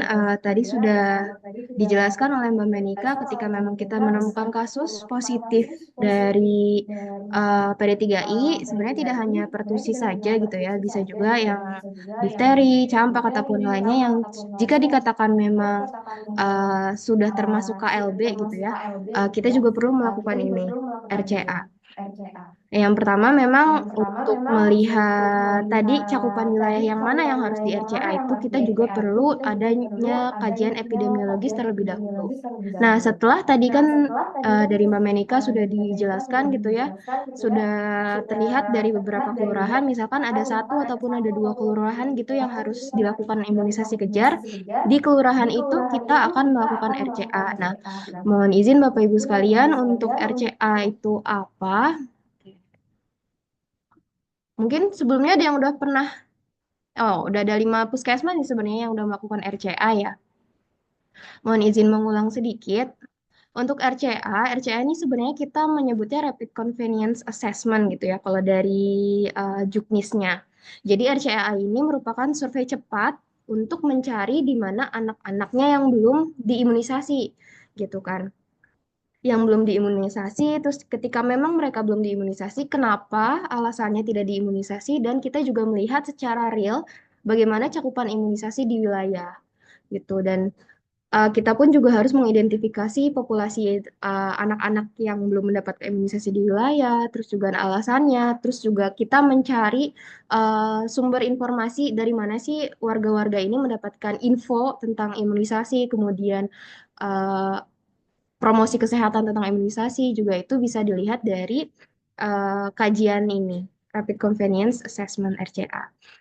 Nah, pelaksananya seperti apa untuk RCA? Pelaksanaannya ini adalah memang dilakukan di wilayah yang harus imunisasi kejar berdasarkan hasil kajian epidemiologisnya. Nah, yang untuk RCA ini cara pelaksanaannya kita langsung saja. Yang pertama itu memang kita mengunjungi 20 rumah yang mempunyai sasaran ORI. Jadi, misalkan ada di satu rumah yang positif gitu ya. Yang positif ada di satu rumah, kemudian sekelilingnya kanan kiri depan belakang kita cari rumah 20 rumah yang ada anak kecilnya. Jadi perhitungannya bukan benar-benar 5 ke depan, 5 ke samping, 5 ke belakang, cuma kita harus benar-benar nyari ada anak di situ. Jadi misalkan di samping rumahnya ada anak-anak gitu kan, tapi samping rumahnya lagi enggak, terus samping rumahnya lagi ada atau enggak ada. Jadi kita ngitungnya benar-benar berdasarkan ada anak kecil di situ. Itu ya. Nah, untuk daerah perkotaan ini juga dilakukan di tempat-tempat umum, daerah padat penduduk juga, dan dilakukan secara acak. Dan mohon izin juga untuk Bapak Ibu sekalian, jika memang nanti melakukan RCA, kita harapannya adalah uh, tidak ditentukan gitu terlebih dahulu. Jadi misalkan ketika kita mau turun, rumahnya ini benar-benar secara random dan secara acak dan tidak diberitahukan sebelumnya. Soalnya terkadang ketika sudah diberitahukan, itu jadi banyak yang kurang tervalidasi gitu untuk ininya, pencatatannya gitu ya. Nah, untuk pelaksanaan RCA-nya ini diharapkan nanti teman-teman juga bisa berkolaborasi gitu dari eh, surveillance dan imunisasinya. Pun seperti tadi kajian epidemiologis yang sebenarnya itu ranahnya untuk surveillance, tapi data-data yang diisinya pun itu kan dari imunisasi. Jadi ketika turun RCA pun yang kita tanyain juga sebenarnya adalah terkait dengan imunisasi. Tuh ya. Jadi harapannya memang selama tindak lanjutnya ketika penemuan kasus, kemudian juga ada tindak lanjutnya untuk surveillance dan imunisasi ini saling berkolaborasi. Nah, sampai sini cukup jelas Bapak Ibu? Ada atau terlalu cepat? Ada yang ingin ditanyakan?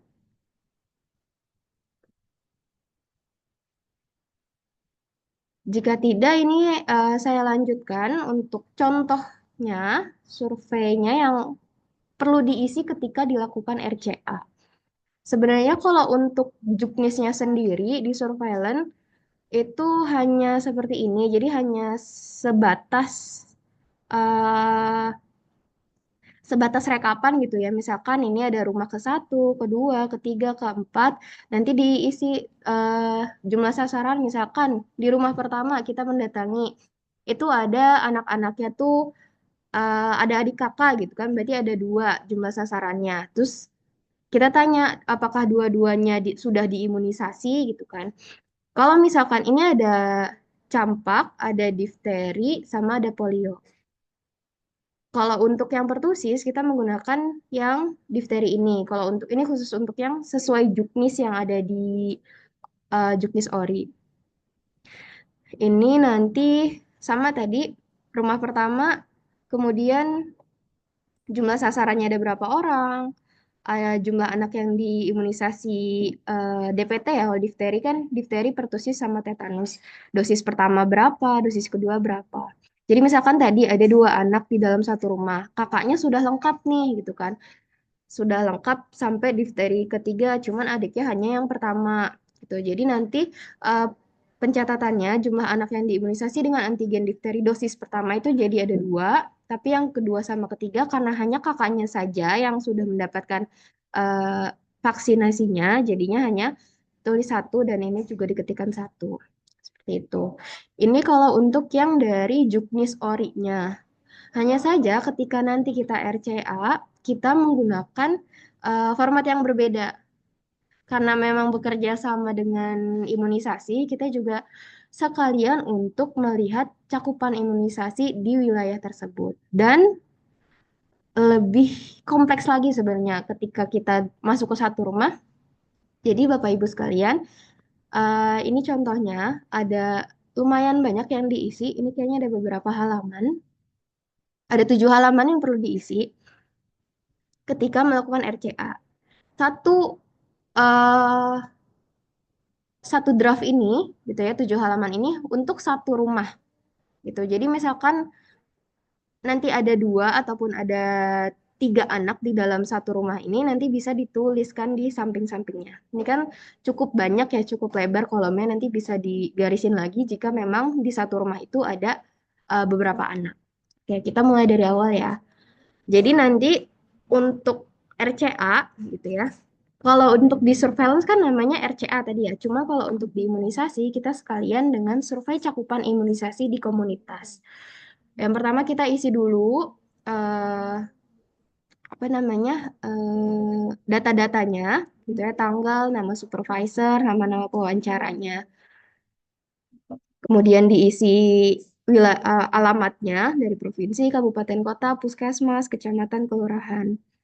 Nah, ini juga nanti ketika pengisian ini pun teman-teman surveillance juga barengan gitu ya harapannya dengan teman-teman imunisasi, kemudian juga didampingi sama kader-kader posyandu gitu ya, yang memang mengetahui gitu wilayahnya. Oke, misalkan untuk alasan monitoring ini kan kita ada satu yang positif gitu ya. Berarti nanti mungkin kita bisa milihnya yang di desa terdapat KLB PD3I. Itu alasan monitoringnya.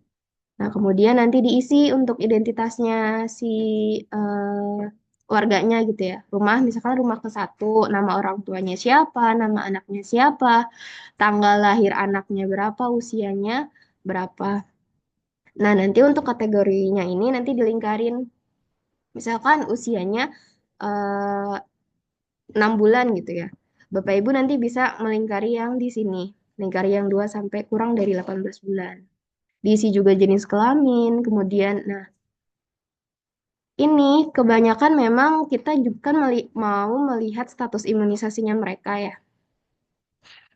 Sebenarnya ini pun benar-benar tentang imunisasi. Jadi kita bisa langsung lihat verifikasi dan validasi datanya. Jadi nggak hanya nanya aja, kita juga bisa nanti ngefoto buku yang pink, buku KIA yang pinknya. Jadi di situ kan anak-anak juga mereka sekalian bisa melihat status imunisasinya yang mana yang sudah, yang mana yang belum gitu. Nanti ini bisa ditulis YT sesuai dengan arahannya. Ini sebenarnya sudah ada arahannya semua. Ini untuk status imunisasinya. Kemudian, nah, untuk riwayat imunisasi rutin juga bisa nanti diisi. Ini nanti mohon untuk diisinya teman-teman surveillance sama imunisasi ketika turun juga nanti ini langsung aja di angkanya. Jadi ketika kita penginputan juga langsung bisa terekap dan bisa untuk difilter dan diolah jadi tidak kerja dua kali gitu ya. Untuk ini sebenarnya untuk semua imunisasi PCV, pentavalen, OPV, rotavirus, MR semuanya. Jadi nggak hanya cuman salah satu yang positif aja gitu kasusnya. Misalkan kalau misalkan pertusis, ngelihatnya pertusisnya aja enggak. Kita benar-benar sekalian sama dengan semua status imunisasinya. Nah, untuk yang selanjutnya, ini pun juga ada alasan tidak diimunisasi. Misalkan ada yang di atasnya, ada yang terlewat ataupun ada yang tidak imunisasi gitu kan. Nanti ditanya kenapa alasannya gitu. Mungkin ada kemarin tuh ada yang misalkan dengar rumor kalau misalkan imunisasi malah nanti jadinya kejang-kejang, jadinya nggak mau diimunisasi gitu.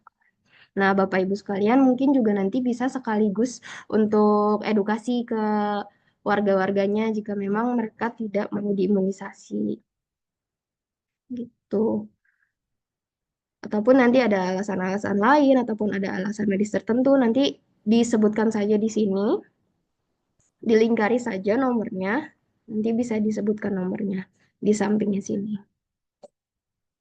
Nah, kemudian juga ada pertanyaan, apakah ayah mengizinkan anak untuk diimunisasi? Ini juga melihat peranan dari orang tua ya, sebagai kedua orang tua gitu kan, ibu dan ayah, apakah mereka sama-sama mensupport gitu, mendukung imunisasi anaknya atau tidak.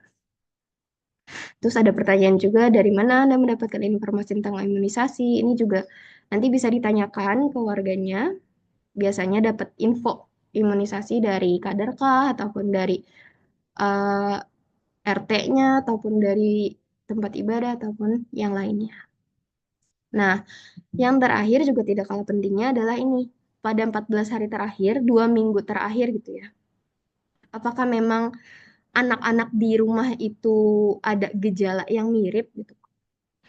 Apakah batuk atau pseudomembran? Pseudomembran kan kita ngarahnya ke difteri. Terus kalau misalkan batuk ataupun nanti ada yang muntah atau ini, arahnya nanti ke pertusis. Nah, jika memang ada yang bergejala, nanti bisa didetakan lagi untuk nama dan alamatnya. Gitu. Oh, dan satu lagi, ini juga ada pertanyaan khusus untuk ibu hamil. Jika memang di rumah itu, misalkan ibunya juga lagi hamil, ditanya juga status imunisasi teteusnya. Apakah sudah sampai T1, T2, atau T3, atau malah belum sama sekali. Gitu. Nanti ini juga mengarahnya kan ke beresiko ke tetanus neonatorumnya. Gitu. Mungkin itu saja untuk yang RCA.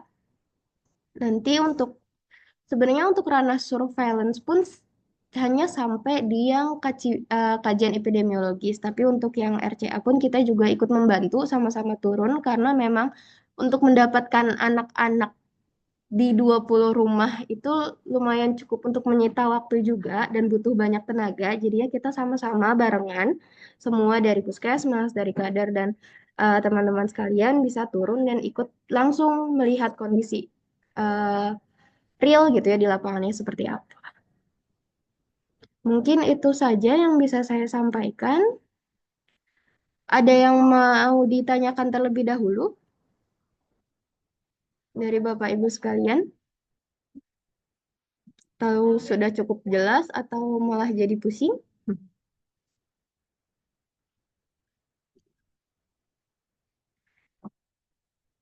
Jadi insya Allah udah pada bisa semua nih ya kajian dan RCA-nya. Ada 6 kasus tadi positif yang pertusis. Oke, jika memang sudah tidak ada, saya kembalikan ke MC Mbak Menika. Boleh? Terima kasih Mbak Oce atas paparannya. Baik, Bapak dan Ibu, masih ada yang mau ditanyakan? Atau sudah paham semua? Terutama untuk teman-teman di Pasir Mulia, di Mekarwangi, dan juga Semplak ya. Ada yang ingin ditanyakan?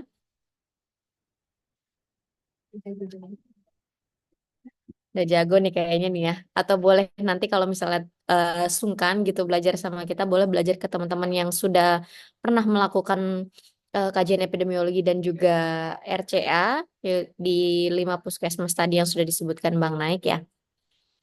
Baik, untuk acara selanjutnya dari Abang.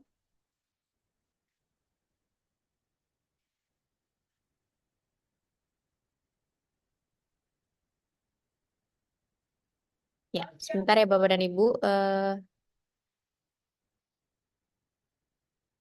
Ada pengumuman penting dari Bang Naik yang mau disampaikan kepada Bapak dan Ibu semuanya terkait dengan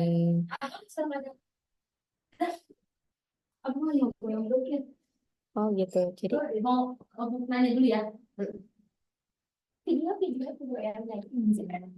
boleh.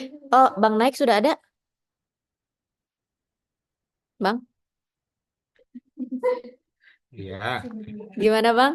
Tadi sudah selesai, Alhamdulillah Bang, paparan kajian epidemiologi dan RCA-nya. Untuk acara selanjutnya ini Dok, sebentar mungkin ya, Dok. pengumuman yang sangat penting dari Abang ya. Silakan Bang Naik.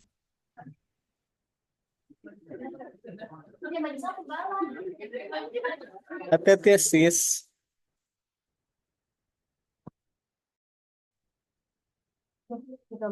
Berarti aku ngapain siapa yang besok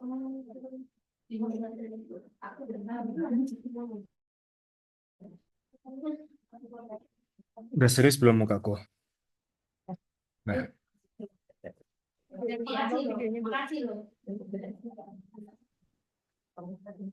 Udah, Bang. oh ya, ada tadi kami buat video, jadi apa yang sudah kita lakukan. Jadi ini permintaan saya 2 jam yang lalu langsung tindak lanjut sama teman-teman. Jadi seenggaknya kita mereview flash pakai lagu Senin dan Selasa ya. Senin dan Selasa, lagu apa sih dulu? Senin, Selasa, Rabu, Kamis, iya lagunya itu ya. Udah, oke itu. Ya.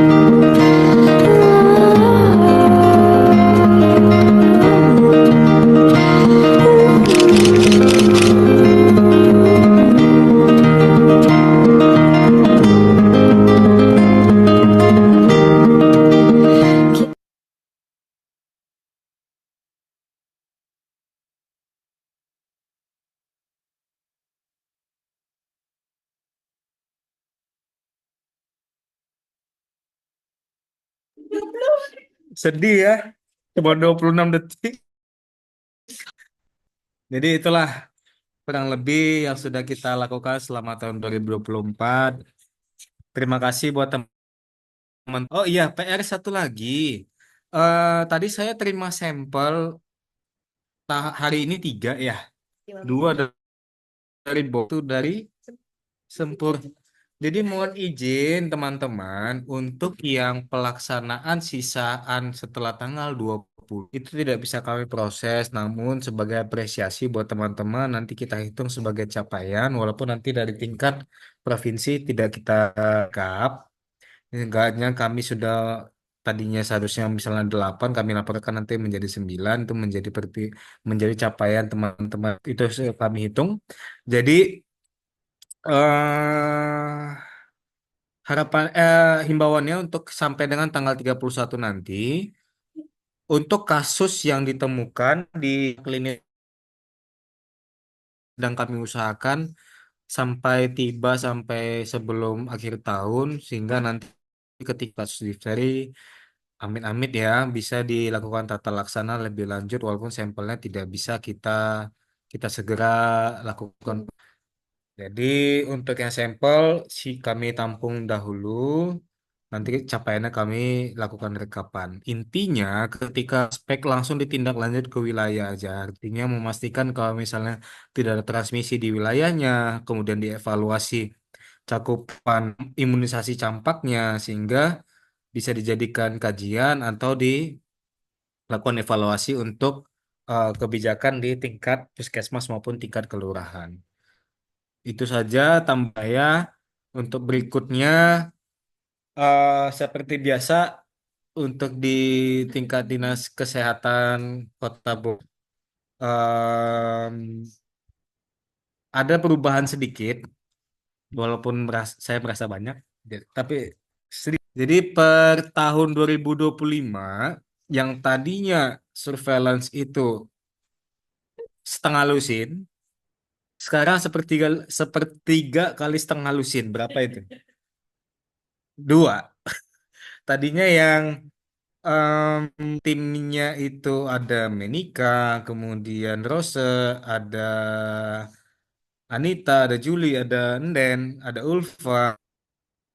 Ujung-ujungnya cuman di tahun 2025 nanti kerjasamanya dengan saya dan Enden. Ada pasang muka Enden. Nah ini kalau yang biasanya jemput-jemput sampel pertusis sudah jadi mohon kerjasamanya jangan dimarahin teman saya. Tahu kan konsekuensinya kalau misalnya marahin teman saya apa yang akan dilakukan? Saya marahin. Maksudnya saya marahin juga Enden ya.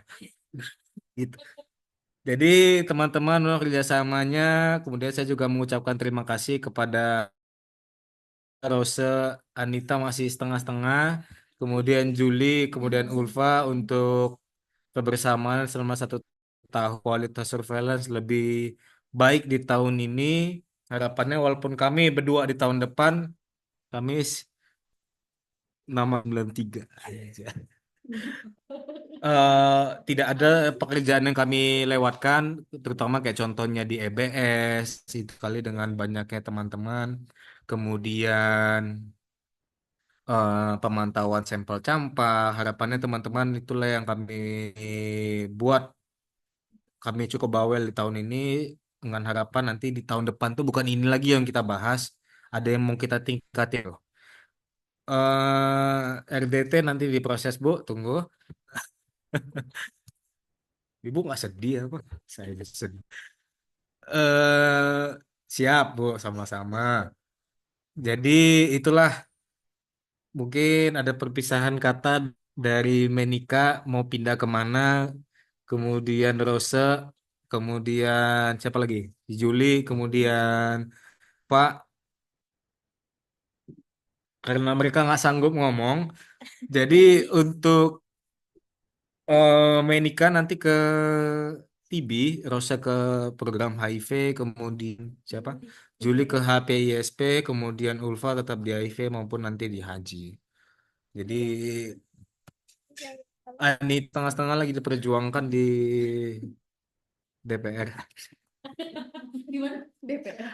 Jadi itu ya teman-teman semua ya.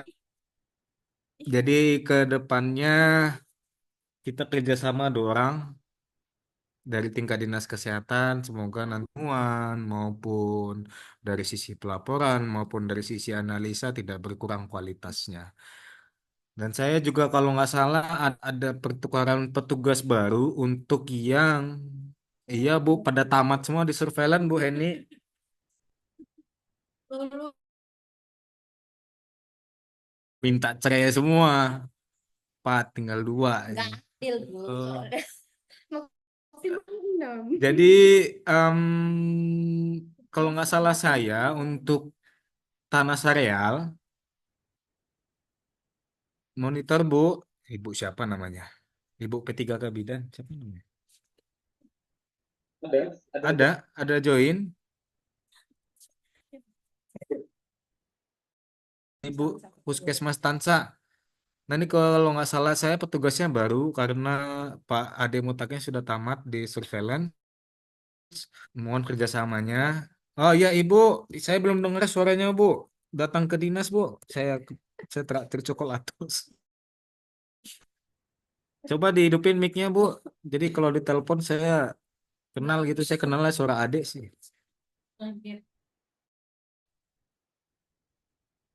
Dengan Ibu siapa? Passwordnya Bu Tuti.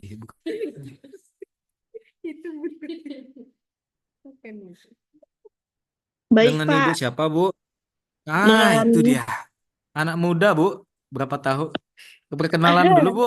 Oh, on mic dulu on ya, mic. On perkenalkan, cam. nama saya Amel, Pak. Dari Puskesmas Tanah Sareal, bagian bidan. Ikut join sama keluarga surveillance. Oh, ini buat saya nangis ini. Ya, mohon Baru bimbingannya ya, kenalan udah Pak. dianggap keluarga Bu ya. Nah, jadi kurang lebih itu dia. Jadi jangan dijadikan beban Bu, walaupun kompetensinya agak merembet sedikit karena teman-teman juga sebelumnya itu ngeluh, tapi sekarang nyaman di surveillance tuh kayak beberapa orang tuh.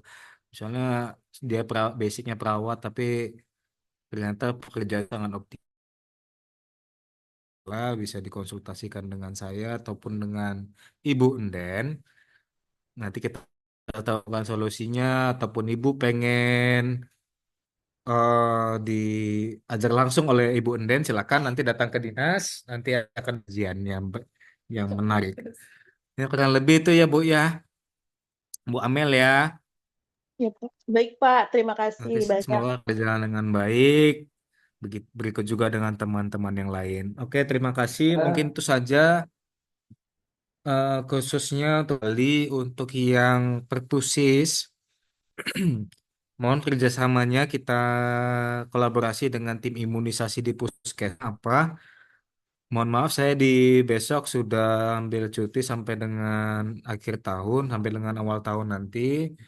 Jadi kan kami usahakan memang kami rasa belum bisa kami lakukan, cuman kami sudah memberikan arahan-arahan tadi. Nanti misalnya ada yang mau ditanyakan, kami siap untuk melakukan sesi sharing. Kemudian untuk yang analisa kajian itu yang dibutuhkan tadi data-datanya, kolaborasi dengan Imunin. Kemarin pengalaman yang sudah dilakukan di Cipaku, saya sudah terlibat langsung, ya adalah untuk RCA-nya di mana kita untuk sitas di masing-masing wilayah terdampak, misalnya 10 rumah kanan kiri depan belakang itu random, apakah memang ada potensi transmisi wilayah tersebut, kita bisa menilai contohnya kita data dulu nih anak-anak ada berapa. Kemudian cakupan imunisasinya seperti apa. Dari situ kita dasar kita kuat untuk memberikan himbauan kalau misalnya di daerah tersebut akan dilakukan imunisasi kejar. Mungkin itu saja tambahan dari saya.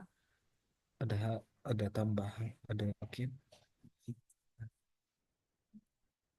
Ada yang mau ditanyakan atau mau di sesi sharing dari Bogor Tengah atau Bogor kan?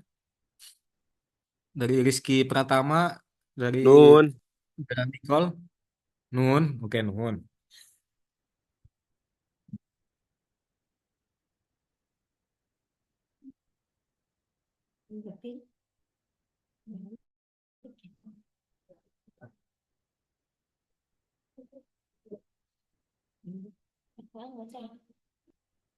Ah, PPT-nya ada. PPT-nya ada.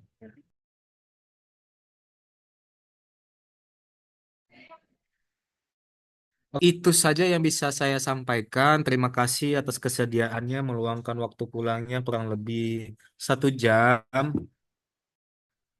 Jadi terima kasih untuk kerjasamanya selama tahun 2024, baik itu dari kesehatan yang nanti ke depannya bukan bersama tim surveillance lagi.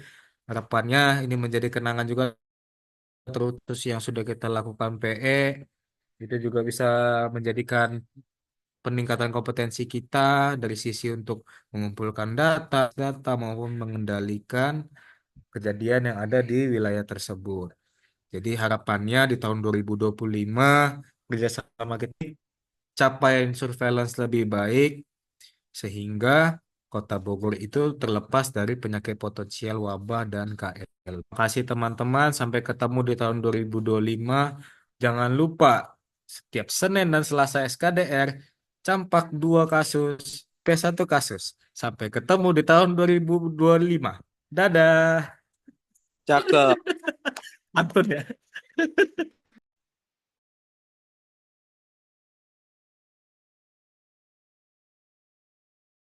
Ke MC. Ya, terima kasih Bang Naek.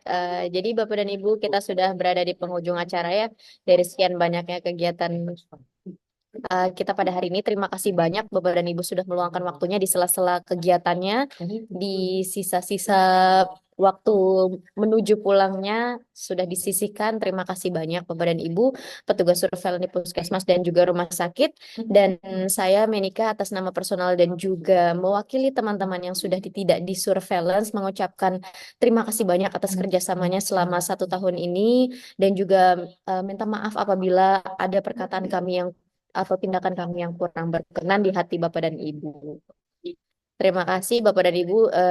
Lanjutkan perjuangannya dengan Bang Naek dan juga Mbak Den ya. Iya Mbak Dea, maaf ya. Sudah makin sepi nih di surveillance. Tapi tenang aja Bang Naek 1, tapi sudah kayak 1 juta orang kok. Aman, masih tetap ramai surveillance ya. Akan ada persembahan nih. Iya. Ya, mohon izin Bapak Ibu semua, mohon maaf jika ada salah-salah kata selama di surveillance ya. Oke, terima kasih. Sudah? Terima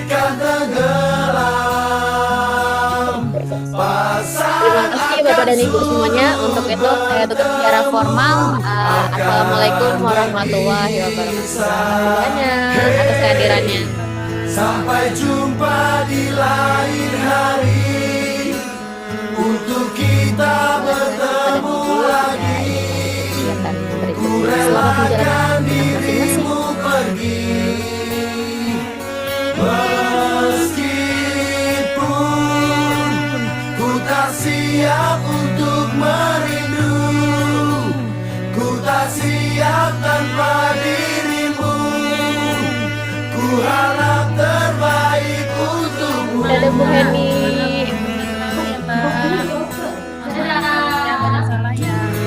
Terima kasih ya semuanya.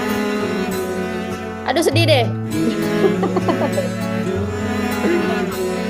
Sukses terus dimanapun.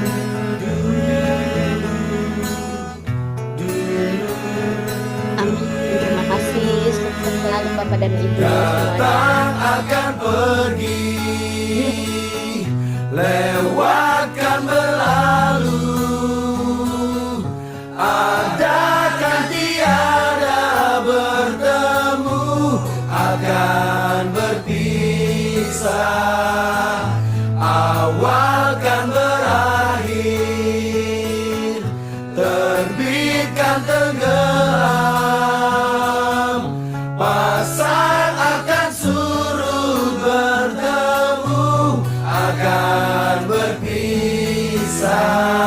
Hey, sampai jumpa di lain hari untuk kita bertemu lagi. Ku relakan dirimu pergi meskipun ku tak siap untuk Mohon maaf ya Ibu, Bapak Ibu semuanya lahir batin. Kita izin closing